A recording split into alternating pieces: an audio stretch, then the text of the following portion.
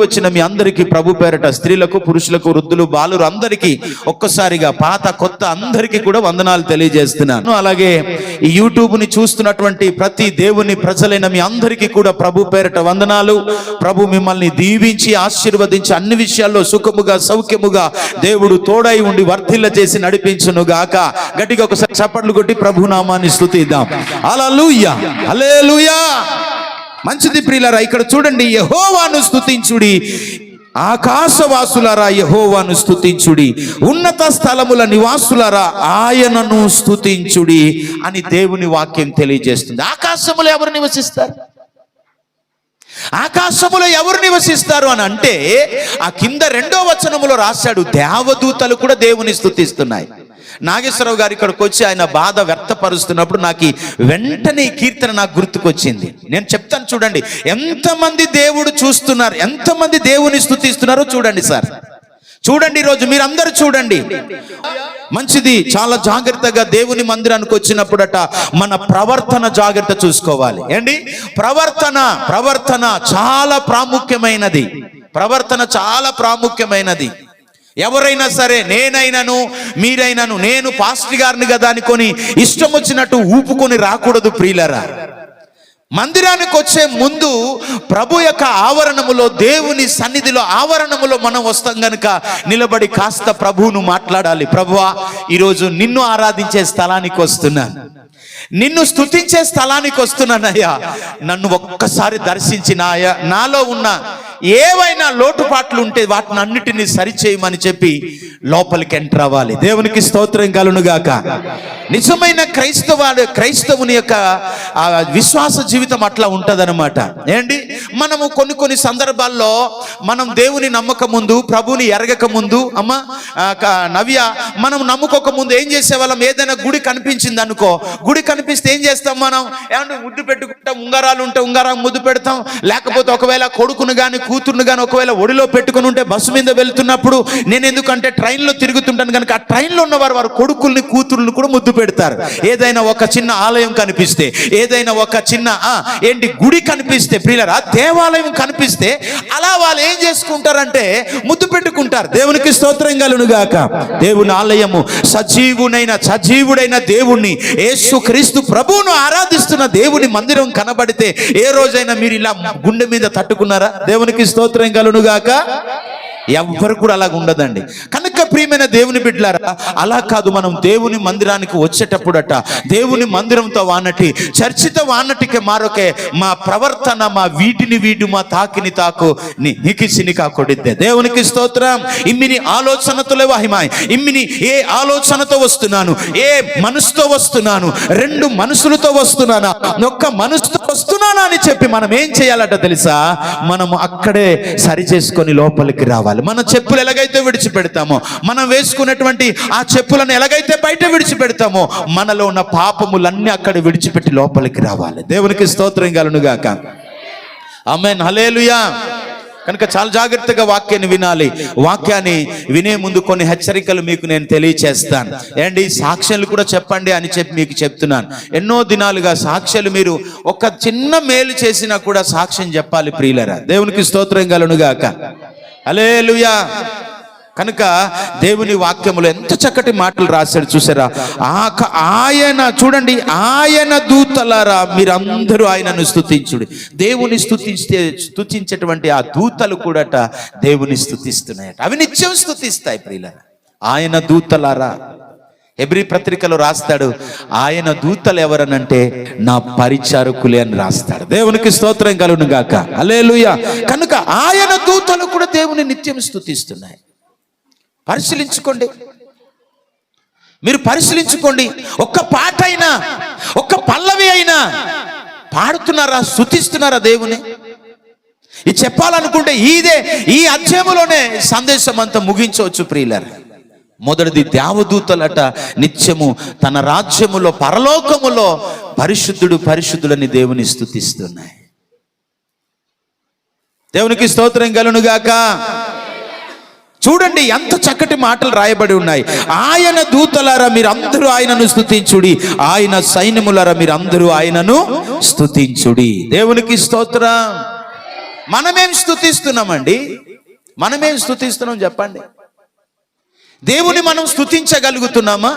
తాటి చెట్లలాగా ఎదిగిపోతున్నాం ప్రియులారా. ఏమండి, చాలా ఎత్తుగా ఉన్న చెట్లలాగా ఎదిగిపోతున్నామే తప్ప కానీ దేవునిలో మాత్రం ఎదగలేకపోతున్నాం, విశ్వాసములో మాత్రం ఎదగలేకపోతున్నాం. ఈరోజు నేను సిద్ధపడి వచ్చినటువంటి వాక్య సందేశాల్లో ఇంకొక వాక్యం ఏమిటనంటే, మనం ఎలా విశ్వసించాలి. దేవునికి స్తోత్రం కలుగునుగాక. జాగ్రత్తగా వినండి. దేవుని స్తుతిస్తున్నాయి సూర్య చంద్ర నక్షత్రాలు కూడా దేవుని స్తుతిస్తున్నాయి. సూర్యుడు కూడా చంద్రుడు కూడా దేవుని స్తుతిస్తున్నాడు. అందుకే ఏ రోజైనా చంద్రుడు రాకుండా ఉండిపోయాడా? ఏ రోజైనా సూర్యుడు ఏమండి ఉదయించకుండా, ఆయన ప్రకాశించకుండా ఉండిపోయాడా? దేవుని ఆజ్ఞను నెరవేరుస్తున్నాయి ఇవన్నీ. మనమే ఆయన ఆజ్ఞను నెరవేర్చలేకపోతున్నాం, ఆయన చిత్తాన్ని చేయలేకపోతున్నాం. మనమే ఆయన ఆజ్ఞను నెరవేర్చేవి ఏంటో ఇక్కడ రాయబడి ఉన్నాయి. అందుకే ఈరోజు ఏమండి వర్షం రావట్లేదు, అందుకే వర్షాలు కురవట్లేదు. ఆయన ఆజ్ఞను ఆగిపోమంటే ఆగిపోతాయి అవి. ఒకవేళ ఆయన పంపిస్తే వస్తాయి. మీరు గమనించాలా? మీరు నీకు ఆలోచనకి ఇచ్చిదే అర్థం కాకూడదే. మీరు ఇనికెనిక సినికాదు, నావక్కి సినికిదు. మీరు ఎన్నిసార్లు మీకు చెప్పాలి? ఎన్నిసార్లు మేము బోధించాలి ప్రియులారా? దేవునికి స్తోత్రము. నామకార్థంగా ఎప్పుడు కూడా దేవుని సన్నిధి, నామకార్థులు ఎప్పుడు కూడా దేవుని సన్నిధికి వచ్చి ఎంత ప్రార్థన చేసినా కానీ దేవుడు వారి ప్రార్థన ఆలకించాడండి. సూర్యచంద్రులు స్తుతిస్తున్నాయటండి. తర్వాత కాంతి గల నక్షత్రములారా మీరు అందరూ ఆయనను స్తుతించుడి. పరమాకాశములారా, చూడండి, ఆకాశములారా కూడా అవన్నీ కూడా దేవుని స్తుతిస్తున్నాయి. నిజంగా ఇందాక నాగేశ్వరరావు గారు అన్నట్టు, మేము దేవుని మందిరానికి వెళ్తే పాట ఇవ్వకపోతే మేము చాలా బాధపడిపోయే వాళ్ళం. ఈరోజు అలాంటి వ్యక్తులు లేరు చాలా మంది. కానీ సనుగుతున్నారు మాకు పాట ఇవ్వట్లేదని. ముస్లిమ్స్ కొరకు ఒకసారి నేను సాక్ష్యాన్ని విన్నాను. ముస్లిం బ్రదర్ చెప్తున్నారు నాకు, నిజమైన ముస్లిమ్స్ అట 5 సార్లు అట అక్కడ ఆరాధన జరుగుతుందట ఆ మసీదులో. 5 సార్లు వెళితేనే నిజమైన ముస్లిం అట. 5 సార్లు కూడా వెళ్ళకపోతే నిజమైన ముస్లిమ్స్ కాదు. మేము 5 సార్లు పెట్టట్లేదే, ఒక ఉపవాసం ఉండలేకపోతున్నాం.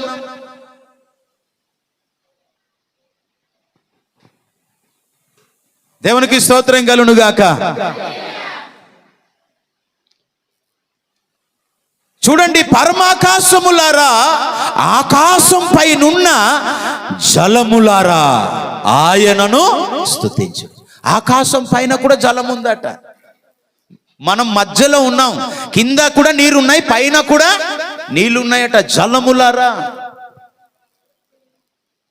ఈ వాక్యాన్ని బట్టి మనం అర్థం చేసుకోవాల్సింది ప్రియులారా, అన్ని కూడా ప్రభుని స్తుతిస్తున్నాయట.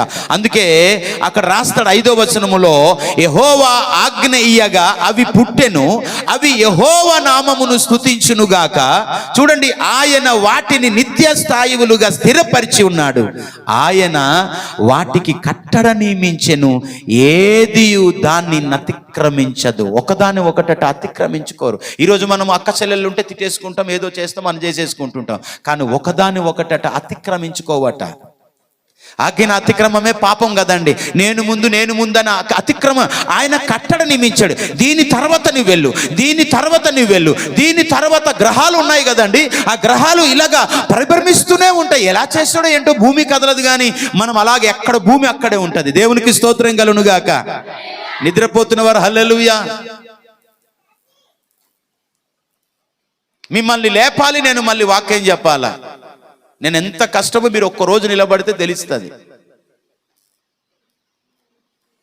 4 సంఘాలు నడిపిస్తూ ఒక్కసారి మీరు స్టేజ్ మీద నిలబడితే తెలుస్తుంది. దేవునికి స్తోత్రం కలుగునుగాక. అనేకములు, నేను చెప్పేది ఒక మాట, 12వ మాట చదవండి ఒకసారి దయచేసి. ఇక్కడ అన్ని స్తుతిస్తున్నాయి. మృగాలు స్తుతిస్తున్నాయి, పర్వతాలు స్తుతిస్తున్నాయి, అగ్ని వడంగాలు, హిమమ, ఆవిరి అట. చూడండి, మంచు కూడా స్తుతిస్తుందట అండి. మనమే స్తుతించలేదు. సిగ్గు తెచ్చుకోవాలండి. సిగ్గు తెచ్చుకోవాలి. హిమము, ఆవిరి, ప్రభా ఆవిరి కురిపిస్తూ ఆవిరి కూడా స్తుతిస్తుందంట. మంచుస్కే స్తుతించి నెకి. అగ్ని వడంగల్లారా, హిమమ, ఆవిరి, ఆయన ఆజ్ఞ నెరవేర్చు తుఫాను. ఆయన ఆజ్ఞ నెరవేర్చేదట తుఫాన్ అట. మనలో వచ్చి మొత్తం కొట్టుకొని పోమంటే పోతుంది. మీకు ఆ సంగతి తెలియదు. వర్షాలు ఎందుకు రావట్లేదు అనుకుంటున్నారు? ఓ మాట చెప్తాను, దేవుని నమ్ముకున్న బిడ్డలు, దేవుని నమ్ముకున్న క్రైస్తవులు సరిగ్గా ఉండట్లేదు కాబట్టి ఇంకా కొత్త క్రైస్తవులు నమ్మట్లేదు. దేవుని నమ్ముకుందామని మనసున్న వారు కూడా నమ్ముకోలేకపోతున్నారంటే కారణం ఏంటి తెలుసా? నమ్ముకున్న వారే సరిగా ఉండట్లేదు. యథార్థంగా చెప్పేసాను. ఇంకా నమ్ముకున్న మనమే సరిగా లేకపోతే, నమ్ముకున్న మాటలే మనకు సరిగా లేకపోతే, మన భక్తి సరిగా లేకపోతే ఎవరు ఇంకా నమ్ముకుంటారు చెప్పండి? అందుకే తాగుబోతులు కూడా రావట్లేదు. ఇక్కడ వచ్చిన వాళ్ళే తాగుతుంటే, మందిరానికి వచ్చిన వాళ్ళే అది తాగుతుంటే ఇంకేం వస్తాడు? వాడు వెళ్ళి తాగుతున్నాడు వాడు అంటారు వాళ్ళు కూడా. చూతురు కానీ ఇంకెలా నశించిపోతారో చూస్తారు మీరు. ఆవిడ ఒక మాట రాస్తాడు ప్రియులరా, అద్భుతమైన మాట రాస్తాడు. చూడండి, ఒక మాట నేను మీకు చూపిస్తాను దయచేసి. 145వ కీర్తనలో 20వ వచనాన్ని ఒకసారి చదవండి. 20వ వచనాన్ని ఒకసారి చదవండి. యెహోవా తను ప్రేమించు వారందరినీ కాపాడును, అయితే అది మీరు చదవండి. భక్తిహీనులందరినీ ఆయన నాశనము చేయును. దేవునికి స్తోత్రం కలును గాక. భక్తిహీనులందరినీ కూడా ఏమైపోతారట అంటే, అక్కడ వాక్యం ఉంది, నేను చెప్పలేను ప్రియులరా. అందుకే అయితే చూడండి, అక్కడ ఎంత మంచి మాట రాసాడో. యెహోవా తను ప్రేమించు వారిని అందరినీ కూడా కాపాడుతాడు గాట. అయితే భక్తిహీనులందరినీ ఆయన నాశనము చేయను. ఆయన నాశనము చేయగలడు. ఆయన మనల్ని రక్షించగలడు. ఆయన మనల్ని కాపాడగలడండి. ఆయన కాపాడగలడు. ఆయన వినాలమ్మా, వివరిస్తున్నా. ఆవిరి అటండి, ఆవిరి ఊకోడి మా కుమితోలే ఏనై ఊకోడి మంచు కూడట దేవుని స్తుతిస్తున్నాయట. కానీ మనమే సిగ్గు తెచ్చుకోవాలి. ఆకాశ పక్షులను చూడు, అవి విత్తవు కోయవు, మీరు బహుశ్రేష్ఠులని రాశాడు మత్తయి సువార్తలో. మీరు మంచి శ్రేష్ఠులు, జ్ఞానం కలిగిన వారు అని రాశాడు. కానీ మనుషులమైన మనమే దేవుని స్తుతించలేకపోతున్నాం. స్తుతిస్తున్నారు పోనీ ముసలి వాళ్ళు, వృద్ధులు అనుకుంటే, యవనస్తులు కూడా అండి. యవనస్తులు కూడా అండి. ఒకసారి మీరు ఆలోచించండి, మీకు మీరుగా పరిశీలించుకోండి. నేనేం మీకు తిట్టట్లేదు, కొట్టట్లేదు, ఏం చేయట్లేదు. వాక్యం మనతో మాట్లాడుతున్నాడు దేవుడు. దేవునికి స్తోత్రం. పరిశీలన చేసుకుంటారా?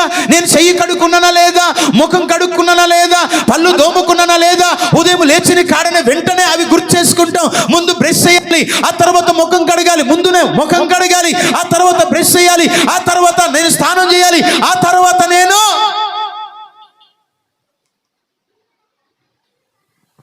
భ్రష్టులైపోతారు. నాన్న జాగ్రత్త చూసుకోండి. సిగ్గు తెచ్చుకోవాలి.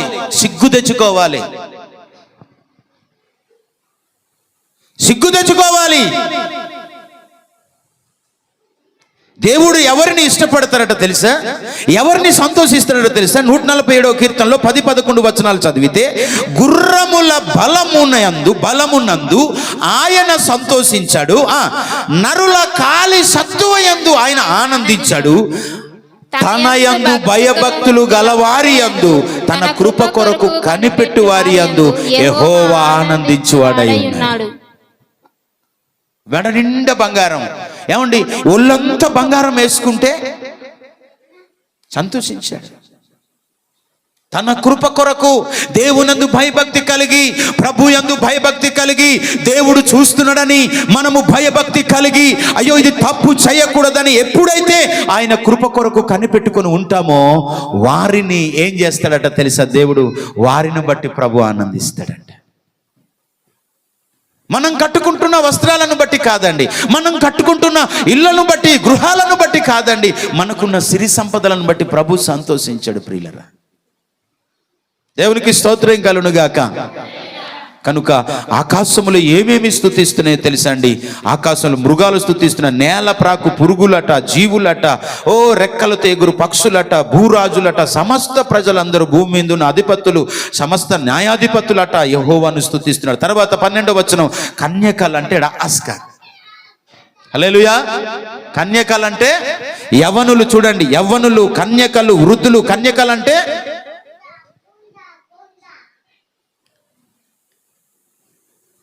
యవనస్తులుడు ఆస్కా, కన్యక సరి గజమనిషి ఆతయండి. సిగ్గు తెచ్చుకోవాలి రాధిక, చచ్చిపోయినా చచ్చిపోవాలి. అంతే. దేవుని స్తుతించకపోతే వేస్ట్ అన్నమాట. దేవునికి స్తోత్రము, హల్లెలూయా. ఎన్ని మాటలండి అక్కడ రాశాడు, అన్ని దేవుని స్తుతిస్తున్నాయటండి. ఆయన నామము మహోన్నతమైన నామము, ఆయన ప్రభావము భూమాకాశములకు పైగానున్నది. అక్కడ అన్ని ప్రభువుని స్తుతిస్తున్నాయి ప్రియులారా, కానీ మనం స్తుతించలేము. ఒకసారి ప్రశ్న వేసుకుంటారా? పాటలు పాడతారా? ప్రార్థన చేస్తారా? దేవుని స్తుతించే విషయాల్లో బోల్డ్ రకాలు ఉన్నాయి. ప్రార్థన చేయడం కూడా ఆయన్ని స్తుతించడమే. మనం కానుకివ్వడం కూడా దేవుని స్తుతించడమే. మొదటిది నేను చెప్పింది, అన్ని కూడా ప్రభుని స్తుతిస్తున్నాయి. చిన్నలు, పెద్దలు, వృద్ధులు, కొండలు అన్ని కూడా స్తుతిస్తున్నాయి. ఏ నానకి నేటి కరువు వాహినే జడిపించారు మీరు. దేవుని నమ్మితి దేవుని బిడ్డడం గస్కే నీకుడు ఈ లోరి అంగ మనస్పర్ధాలకే తప్పు అర్థంకే క్యా కొట్టినారు తప్ప నిజమే అని ఎంబారి గ్రహించి లోరండి. సరైన మారు మనసు, నిజమైన మారు మనసు పొందుతసి పాపమును అసహించుకుంటాడు, చెడుని అసహించుకుంటాడు. మీరు ఇంకా చెడునే ప్రేమిస్తున్నారంటే మీరు ఇంకా సరైన మారు మనసు, అంటే నిజమైన మారు మనసు రాలేదు. తాగుబోతులతో సహవాసం చేస్తున్నారంటే, ఇంకొకరితో ఎవరితోనో మీరు సహవాసం చేస్తున్నారనంటే మీరు ఇంకా సరైన మారు మనసు, నిజమైన మారు మనసు పొందలేదు. దేవునికి స్తోత్రం కలుగునుగాక. త్వరగా నేను చెప్పేసి ముగిస్తాను. మీ బాధను నేను అర్థం చేసుకుంటున్నానులే. హ్యాపీగా ఇంటికి వెళ్ళి చక్కగా జొన్నపొత్తులో దున్నపోతులో తినేసి పడుకుందరు. కానీ ఇంత గొడవ పెడుతున్నా, ఇంత సౌండ్ సిస్టమ్ పెట్టినా, ఎన్ని బాక్సులు ఉన్నాయి ఇక్కడ టోటల్గా, మీరు పడుకుంటున్నారంటే సామాన్యులు కాదు మీరు. దేవునికి స్తోత్రం కలుగునుగాక. ప్రభు మీకు తోడై ఉండి నడిపించునుగాక. మెలకు ఆత్మ ఇచ్చునుగాక. నిద్రాత్మ పోవునుగాక. నిజంగా ఆమెనంటున్నారో ఉట్టికి ఆమెనంటున్నారో కూడా తెలియట్లేదు.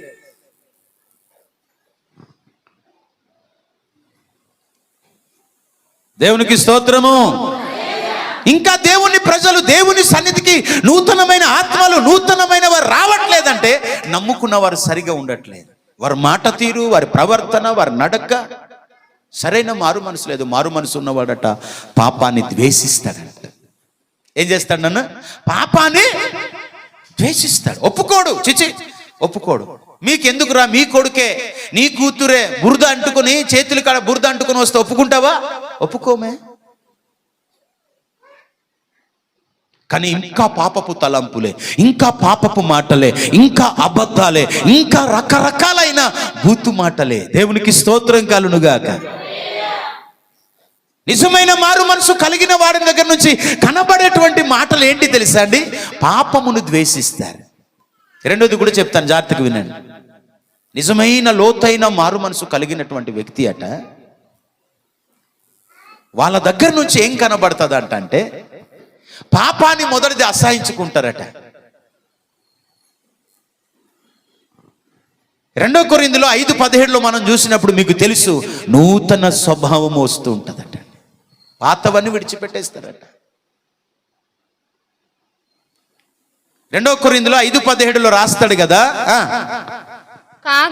కాగా ఎవడైనను క్రీస్తునందున్న ఎడల, దేవుని యందు ఉంటే, దేవుని నమ్ముకొని ఉంటే, ఆయన యందు విశ్వాసం ఉంటే వాడు నూతన సృష్టి, పాతవి గతించెను, పాతవని విడిచిపెడతాడట. ఇదిగో చాలు, కొత్తవి, అన్ని కొత్తవే ఉంటాయట. కొత్త ప్రేమ ఉంటది, కొత్త భక్తి ఉంటది, కొత్త పాటలు పాడతాం. అక్కడ వినాలి మీరే. మారు మనసు పొందిన వాళ్ళలో ఒక నూతనత్వం కనిపిస్తుంది, ఒక నూతన స్వభావము కనిపిస్తుందండి. నిజమైన మారు మనసు పొందుకున్న వారి దగ్గర నుంచి పాపాన్ని అసహించుకుంటారు. ఇది నాకొద్దు, నేను దేవుని బిడ్డని. Praise the Lord. చాలా విషయాలు ఉన్నాయి ప్రభు మాట్లాడాలని కానీ నాకు మీకు చూస్తే నాకు ఇద కనుక లోకుడు ఏ నానకిలకి కనుక పొట్టి వేస్తూ నంగే ఏటో మరి నాకు అలాంటి మనసు నేను నాన్నగారు బాగులేదు రాత్రి నేను ఇంటికి వెళ్ళి 10 గంటలకు వచ్చాను నేను కసవా హూప్ కీమ్నెస్ అనమాట ఎప్పుడైనా అనేసి పుంజాలు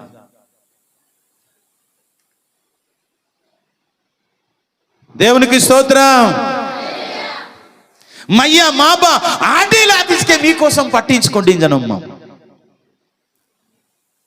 మీరు వాతేరమా రో ఇచ్చాయి త్రాంగి బీసారో ఇచ్చాయి గొక్కిలి విడకసరవా వదిరు మీరు మీ నోకిత నాను కష్టాలు కానస్కే సేవకి దినాలు కమని నాను మింగే వేస్తాం అన్నమాట దేవునికి స్తోత్రము సంతోషంగా హల్లెలూయా రోయిచ్చాయండి రోయిచ్చాయి నోతిసారి నిచ్చలాడాలైతే పరిస్థితిలో కూడా వాక్యం వేసాను మింగే మీరు గుర్తుకి ఎదరికి కానీ ప్రతిరోజు మీకోసం గుర్తుకియాను ప్రభువా శివర్లో ఈ పై వైపు వెళ్తే నాగేశ్వరరావు గారు ఉన్నారు కింద వెళ్తే కిల్లో సీత ఉంది ప్రభువా ఆ ఫ్యామిలీ అంతటిని మీ ప్రొటెక్షన్ కలుగ చేయండి అలాగ ప్రార్థన ఎంబరా పిహం అన్నాను కూతిలో కొన్ని పిహం ఇంబితరా లేక ఎవరి మంగ గుర్తుకి అని కానీ నన్ను మొత్తంకి ఈ నాటం అన్నప్పుడు నాది బాధ్యత తెలుసా మింగే ఏ వేహుతొలేలకి ప్రార్థనతో మాకు క్యాత్సీనో మీ జొడపసి మంజాంజరి ప్రార్థన కేసి నాటడితే ఒకవేళ హల్బేసి మీకు తెలుస్తుంది పుంజేరి బట్టే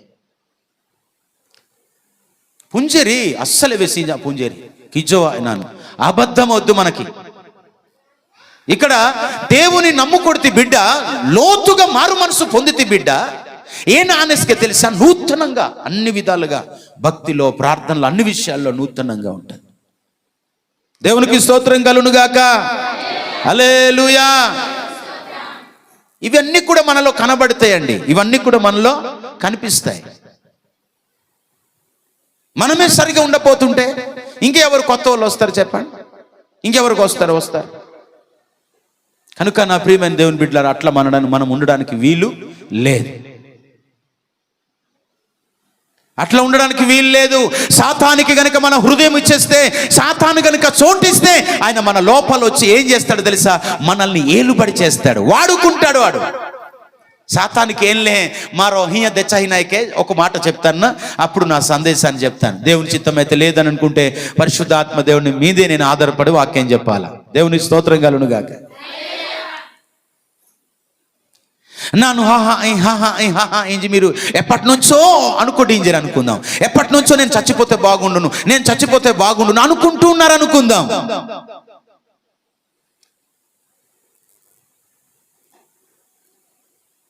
ఈ సాతానట ఎవరిని మృంగుదునా అని చెప్పట తిరుగుతుంటాడట సాతాను అదే మూమెంట్లో నువ్వు దారజచ్చాను అని చినికి అనేజా సాతానుడు జమ్మని మీ బిత్ర హోటనేసి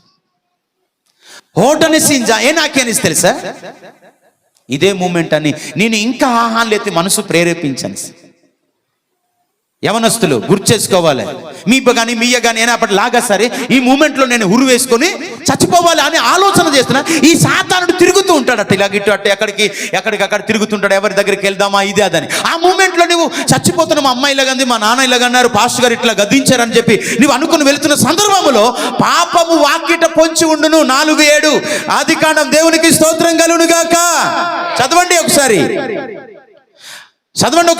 ఎంత మంచి మాట ఆదికాండములో ఒక మాట రాస్తాడు చదవండి అయ్యా ఒకసారి చదవండి నీవు గనుక మంచి క్రియలు మంచి పనులు చేస్తే తలనెత్తుకోవా సత్క్రియ చేయని ఎడల వాకిట పాపము పొంచి ఉంటదట ఇక్కడ ఈ ఓసనతే వాకిట సరే ఓసన వాకిటలోనే పాపం పొంచి ఉంటదట నీవు అలా అనుకుంటున్న సందర్భంలో తక్కువని ఆ సాతానుడు దూరితే ఏమైందో మనకు తెలియదు కానీ పాప బాగానే ఉండింది ఇది అది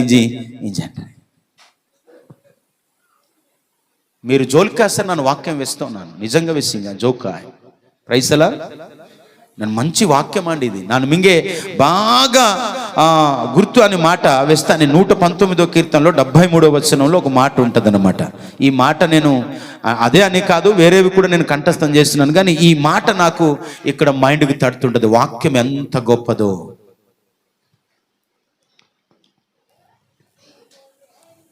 72వ వచనం చదవండి. 72వ వచనం 119, 72. వేల కొలది వెండి బంగారు నాణముల కంటే చూడండి, వేల కొలది వెండి బంగారు నాణెముల కంటే నీవిచ్చిన ధర్మశాస్త్రము నాకు మేలు. దేవుడిచ్చిన ధర్మశాస్త్రం మనకు ఎంతో మేలు. ఏయ్ పిల్లలు, రైట్, కూర్చొని చర్చికి వచ్చిన తర్వాత ఒక్కరోజు కంట్రోల్గా కూర్చోన్నట్టు కూడా చూడండి. పిల్లలకు కూడా ఇష్టం వచ్చినట్టుగా ఉంటుంటారు పిల్లలు. తల్లిదండ్రులు మరి ఏం నేర్పిస్తున్నారో మనకు తెలియదు. ఒక క్రమశిక్షణ మనం మన పిల్లలకి నేర్పించాలి. తద్వారాట తండ్రిని ఏమంటారట, 27వ వచనం అనుకుంటాను, సామెతల గ్రంథం. ఆ తర్వాత తండ్రులను ఏమంటారట తెలుసా అండి?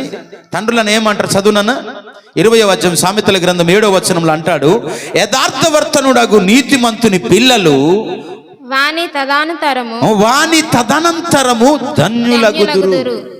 ధన్యులు మా నాన్నగారు, వాళ్ళు ఎవరు కొడుకురో కానీ ఎవరు కొడుకో కానీ చక్కగా పెంచాడు, వాళ్ళ తల్లిదండ్రులు ధన్యులరా బాబు అని అంటారట.